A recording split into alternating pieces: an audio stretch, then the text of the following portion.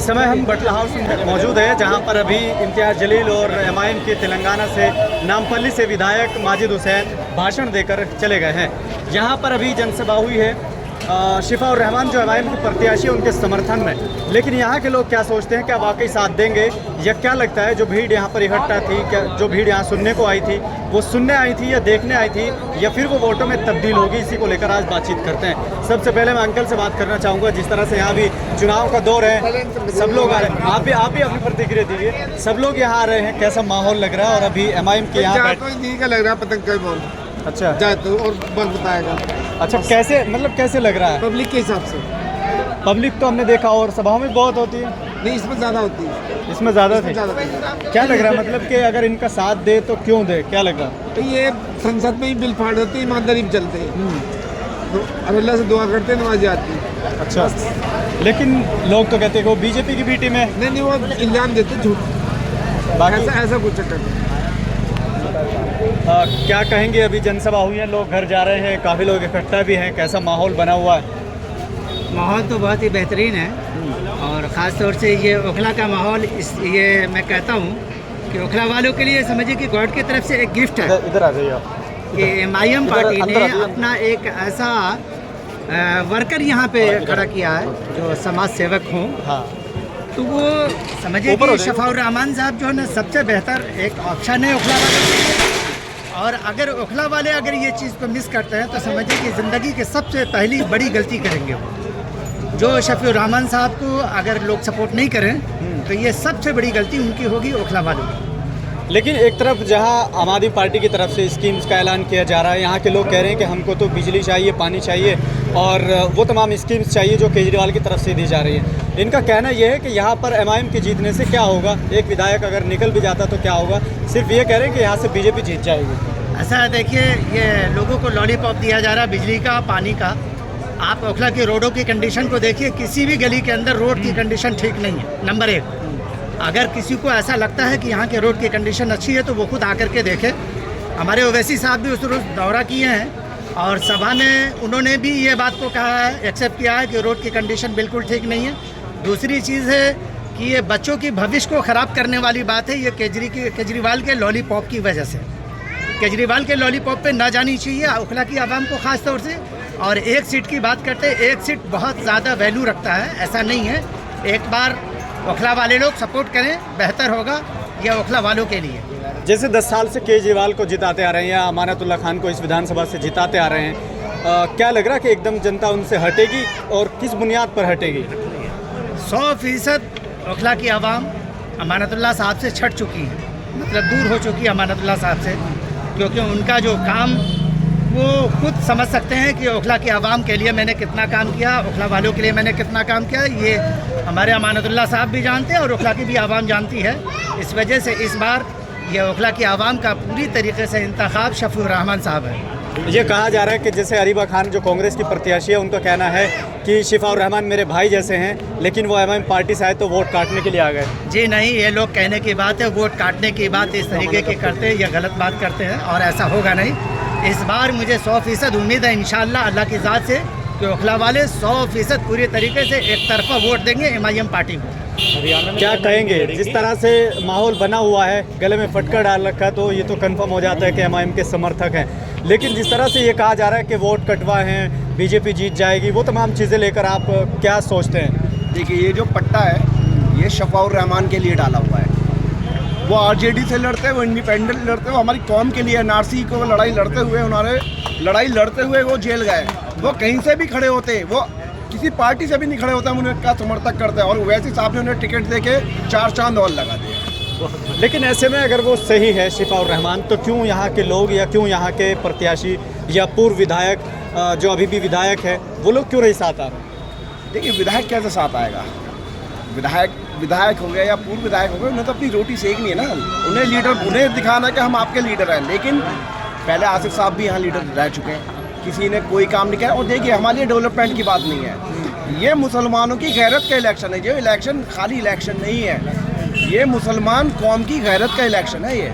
और ये एक सीट नहीं है।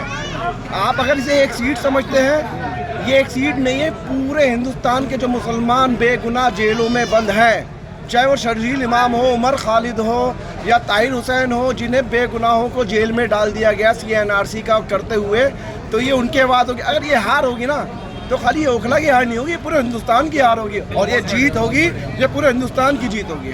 लेकिन जीतना मुश्किल हो जाता है, 3-3 प्रत्याशी यहाँ पर मुस्लिम है, और ऐसे में कह रहे हैं कि बीजेपी निकल जाएगी। आप देखिए, ओखला की आवाम से इतनी उम्मीद है, पहले 1,30,000 वोट अमानुल्लाह खान को पड़े थे, अब वही हवा चल रही है शफाउर रहमान की। आप वहाँ दिखा सकते हैं कैसे हवा चल रही है, हर लीडर उनको समर्थन देने आ रहा है। देखिए आज महमूद भाई ने भी उनको समर्थन दिया है, उन्हें भी पता है शफाउर रहमान भाई जीत रहे हैं, और महमूद भाई का हम खैर मुकद्दम को वो खैर हम उनको वेलकम करते हैं कि उन्होंने कौम और मिल्लत के खातिर आज हमारा साथ दिया है। महमूद हसन कौन है, आप बताएंगे उनके बारे में थोड़ा? वो यहाँ कॉर्नर का इलेक्शन लड़ चुके हैं और बहुत मार्जिन से वो हारे थे, 700-800 वोट से हारे थे, और इस बार उन्हें टिकट नहीं मिला आम आदमी पार्टी का। उन्होंने आम आदमी पार्टी को छोड़ के MIM को ज्वाइन किया है, और MIM को ज्वाइन करने के बाद शफाउर रहमान का साथ देने का उन्होंने फैसला किया है। औरों से भी जान लेते हैं जो लोग यहाँ मौजूद हैं, क्या कहेंगे? देखिए जिस तरीके से यहाँ पर ओखला में एक हवा चल रही है, हाँ। जैसे शफाउर रहमान भाई के समर्थन में सारे लोग आ रहे हैं, बड़े बड़े पॉलिटिशियंस आ रहे हैं, इंशाल्लाह अल्लाह ने चाहा बहुत अच्छे मार्जिन से हम ये इलेक्शन जीतने जा रहे हैं। लेकिन जैसे कहा जाता है कि वो बीजेपी की बी टीम है, जिताने के लिए आ गई है, या जिस तरह से अमानतुल्लाह खान की तरफ से आरोप लगाए जा रहे हैं, अलीबा खान की तरफ से आरोप लगाए जा रहे हैं, क्या कहेंगे? देखिए ये आरोपों की झड़ी तो चलती रहती है, इलेक्शन है, आरोप तो लगते हैं, बट ये बी टीम वाला जो सीन है फिलहाल ये इन दोनों के लिए बना हुआ, आम आदमी पार्टी हो या कांग्रेस हो, क्योंकि यहाँ वोट बैंक जो है, वोट बैंक हमारा है, मेजॉरिटी हमारी है, तो ये यहाँ पर हम लोग तय करेंगे कि हमें किसे वोट देना है और किसको जिताना है। इस टाइम पे यहाँ पर आम आदमी पार्टी हो या कांग्रेस हो, वो वोट काटने का काम कर रही हैं, और इंशाल्लाह अल्लाह ने चाहा आप देखेंगे आने वाली 5 तारीख में जिस तरीके से एक तरफा वोट पड़ेगा शफाउर रहमान भाई को, 8 तारीख को नतीजे आपके सामने होंगे, बहुत अच्छे मार्जिन से हम इंशाल्लाह ये इलेक्शन जीतेंगे। बढ़िया भाई, बारिश पड़ गई भाई। आज थोड़ा सा क्या कहेंगे? चुनावी जनसभाएं चल रही हैं, प्रत्याशी स्कीम्स के ऐलान कर रहे हैं, MIM की तरफ से कोई स्कीम नहीं है, लेकिन जनता क्यों जा रही है उनकी तरफ? ये सबसे बड़ी स्कीम है कि वो कौम के हमदर्द हैं और वो हमारी आवाज़ उठा रहे हैं, तो इससे बड़ी स्कीम क्या हो सकती है हमारे लिए, जो हमारे हक़ के लिए लड़ रहा है।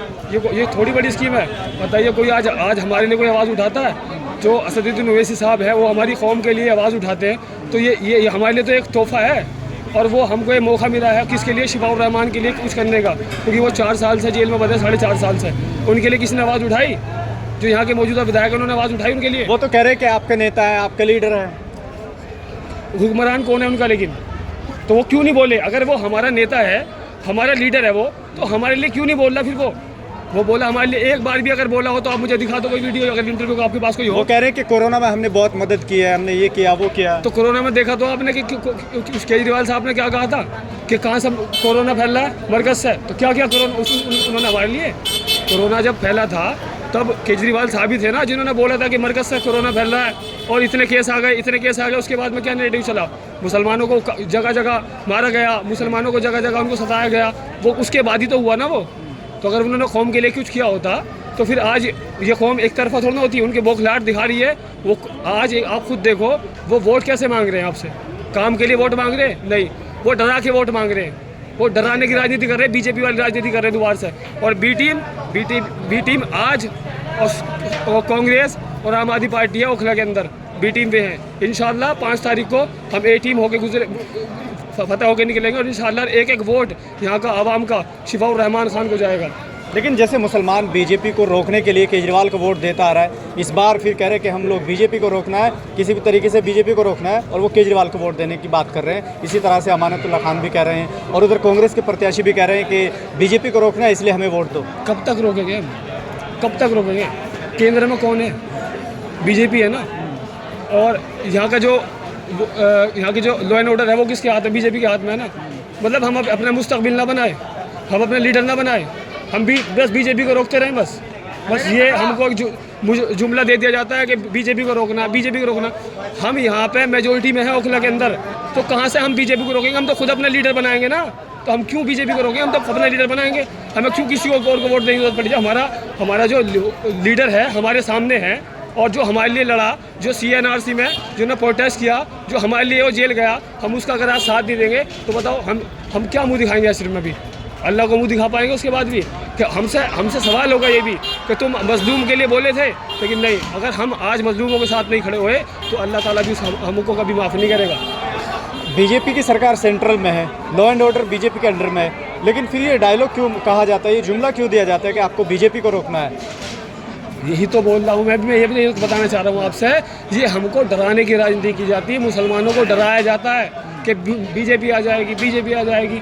कहीं बीजेपी नहीं आएगी और इंशाल्लाह ओखला के अंदर सिर्फ पतंग और असदुद्दीन ओवैसी साहब और शिफाउर रहमान वही विधायक होंगे यहाँ के आने वाले। इंशाल्लाह 8 तारीख को पता चल जाएगा। इंशाल्लाह जो ये घूम रहे हैं ना, फिर रहे हैं, ये डरा के जो राजनीति कर रहे हैं, वोट मांग रहे हैं ना, इनको पता चल जाएगा इनकी इंशाल्लाह ज़माना जब्त होने वाली है। और ये ना इनकी बौखलाहट बता रही है, तुम इनके इंटरव्यू उठा के देखो, उठा रहे 5 तारीख को आ गया, 27 को आ रहा, 28 को आ रहा, 30 को आ रहा, ये जुमलेबाजी जो चल रही है ना इनकी, इंशाल्लाह यो डर इनका जो हार है ना वो साफ इनके चेहरे से ये खुद ही बयान कर रहे हैं कि हम हार गए।